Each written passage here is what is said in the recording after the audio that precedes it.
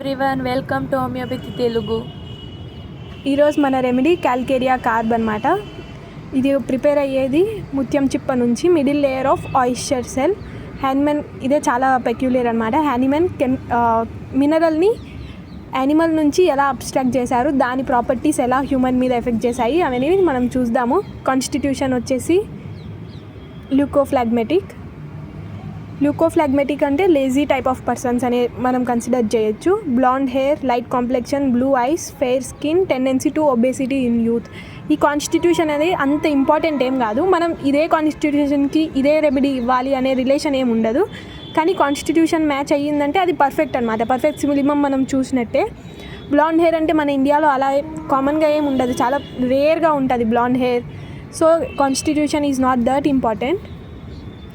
Bland hair అంటే మనకు తెలుసు, వాళ్ళు ఫారినర్స్కి ఉండే hair. Light complexion, blue eyes, fair skin, tendency to obesity in youth. ఎవరైతే చిన్నప్పుడు సన్నగా ఉంటారో, యూత్ అంటే వాళ్ళ యంగ్ ఏజ్కి రీచ్ అయ్యేసరికి ఒబేస్ అవుతారు. మనం అంటాం కదా, చిన్నప్పుడు లావు ఉన్నారు, పెద్దగా అయ్యాక సన్నగా అయ్యారు. చిన్నప్పుడు సన్నగా ఉండే వాళ్ళు పెద్దగా అయ్యాక లావు అయ్యారు. ఇది సేమ్ అనమాట. చిన్నప్పుడు సన్నగా ఉన్నారు, ఇప్పుడు పెద్ద అయ్యాక లావు అయ్యారు. Psoric constitution, psora, syphilis, sycosis అనేవి 3 అనమాట మయాజమ్స్.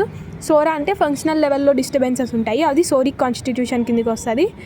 పేల్, వీక్, టిమిడ్, ఈజీలీ టైడ్ వెన్ వాకింగ్. అది చూడండి, ఇవన్నీ సిమ్టమ్స్ వచ్చేసి అనీమియా సిమ్టమ్స్ అనమాట.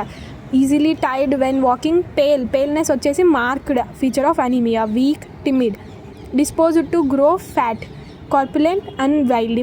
నేను చెప్పే ఇది వీళ్ళు ఫ్యాటీ అనమాట. క్యాల్కేరియా కార్బ్ పేషెంట్ వచ్చేసి మ్యాక్సిమం ఫ్యాటీ పేషెంట్ ఉంటారు. అదే ఫ్యాటీ ఉంటేనే క్యాల్కేరియా కార్బ్ అని కాదు.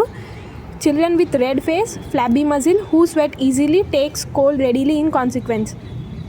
ఇది చాలా ఇంపార్టెంట్. టేక్స్ కోల్డ్ రెడీలీ అంటే ఈ చిన్న పిల్లోడు ఏ ఏజ్ అయినా క్యాల్కేరియా పేషెంట్స్ కోల్డ్ ఈజీగా తీసుకుంటారనమాట. అంటే తొందరగా జలుబు వీళ్ళకి వచ్చే ఛాన్స్ ఎక్కువగా ఉంటుంది. వీళ్ళ హెడ్ చూసేస్తే large head and abdomen, fontanelles and sutures open, bones soft, develop very slowly. Calcium ఎక్కడ ప్రజెంట్ అవుతుంది ఎక్కువ బాడీలో? బోన్స్ మీద. సో దీని ఎఫెక్ట్ ఎక్కువ ఎక్కడ ఉంటుంది? బోన్స్ మీద. ఈ బేబీస్లో ఫంటనెల్స్ అనేవి త్వరగా క్లోజ్ కావు. ఫంటనెల్స్ మెయిన్గా 2 ఉంటాయి, యాంటీరియర్, పోస్టీరియర్. యాంటీరియర్ క్లోజ్ అయ్యే time 18 months, posterior 3 to 4 months అనమాట. ఈ టైం కంటే చాలా లేట్గా క్లోజ్ అవుద్ది. అంటే మైల్ స్టోన్స్ అనేవి డిలే ఉంటాయి ఈ చైల్డ్లో.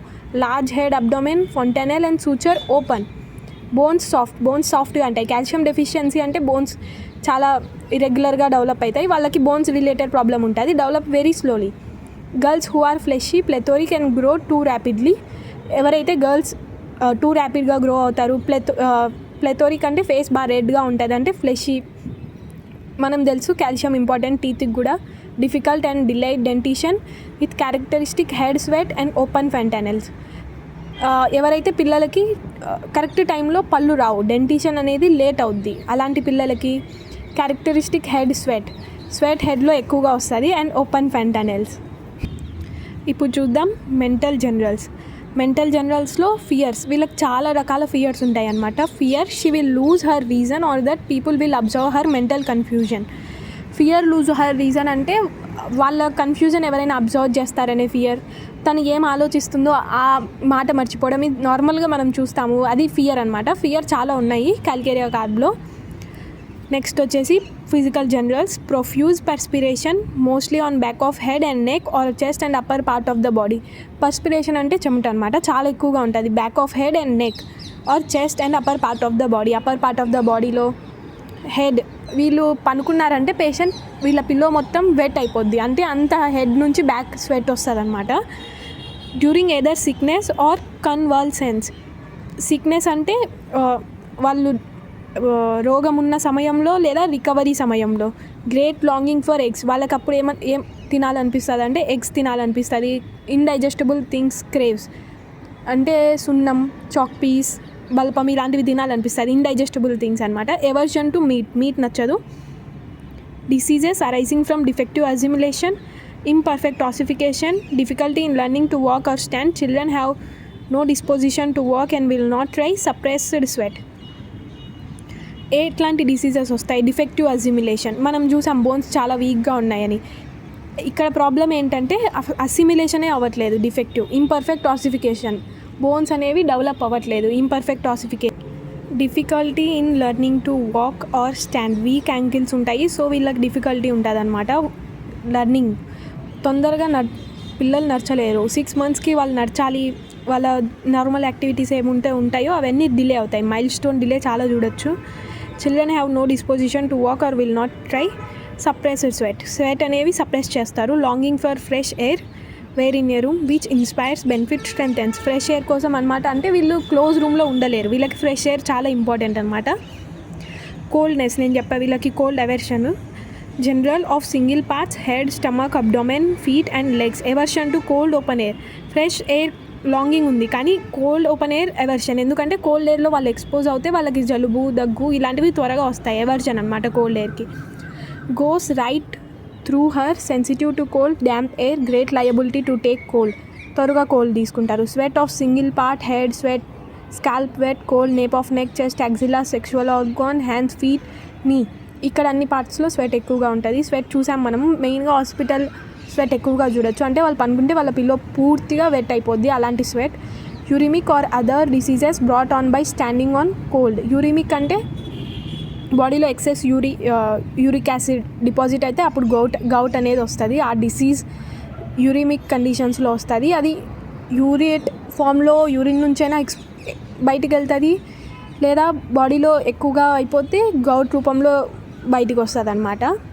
Damp pavements or working while standing in cold water, modellers or working in cold clay. ఎవరైతే ఎక్కువగా డ్యాంప్ వెదర్లో వర్క్ చేస్తూ ఉంటారో, కోల్డ్ వాటర్, కోల్డ్ క్లేతో, అంటే మన కుమ్మరులు ఉంటారు వాళ్ళు క్లేతోనే పని చేస్తూ ఉంటారు. డిజైర్ టు బీ మ్యాగ్నటైజ్ అంటే అందరినీ అట్రాక్ట్ చేయాలనే కోరిక ఉంటుంది. Curvature of bones especially spine and long bones, extremities crook, deformed, bones irregularly develop. Vitamin D, calcium deficiency మనం చూడొచ్చు రికెట్స్లో ఉంటుంది. బోన్స్ అనేవి సరిగ్గా డెవలప్ అవ్వవు అనమాట. Head symptoms, head sweats profusely while sleeping, wetting pillow far around. ఇప్పుడు ఏదైతే చెప్పానో అదే, పిల్లో అనేది వెట్ అయిపోద్ది. Gastric symptoms, acidity of digestive tract, sore eructation, sore vomiting, sore stool. అన్ని ప్లేసెస్లో సోర్ అంటే పుల్లని అనమాట. Sour odour of the whole body. Sour eructation అంటే తేపు, అది కూడా పుల్లగా ఉంటుంది. సోర్ వామిటింగ్ తర్వాత సోర్నెస్ అంటే పుల్లగా ఉంటుంది అనమాట.